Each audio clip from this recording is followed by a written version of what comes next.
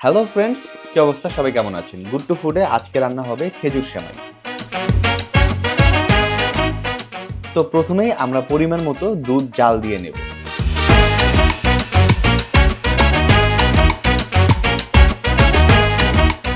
সেমাই রান্না করার জন্য ইনগ্রেডিয়েন্টস হিসেবে সেমাইয়ের পাশাপাশি আমরা আরও রাখছি কনডেন্স মিল্ক, খেজুর, কাজু বাদাম, কাঠবাদাম, কিচমিচ এবং ঘি।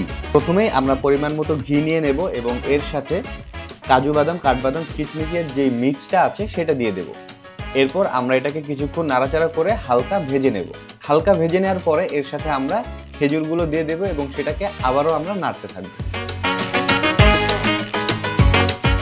রান্নার এ পর্যায়ে আমাদের মেইন ইনগ্রেডিয়েন্টস যেটা সেমাই, সেটা দিয়ে দেব এবং সম্পূর্ণ মিক্সটাকে আমরা ভালোভাবে নেড়েচেড়ে নেব যেন সবকিছু একসাথে ভালোভাবে মিক্সড হয়। সেমাইয়ের সাইজ বড় হয়ে যায়, তাই আমরা চাইলে এটাকে ভেঙে নিতে পারি।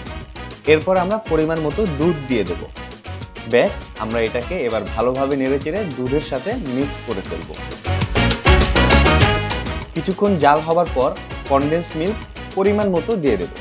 ব্যাস, আমরা এটাকে আবারও নাড়তে থাকব। কিছুক্ষণ নাড়াচাড়া করার পরেই হয়ে যাবে আমাদের খেজুর সেমাই এবং এটা খেতে খুবই সুস্বাদু।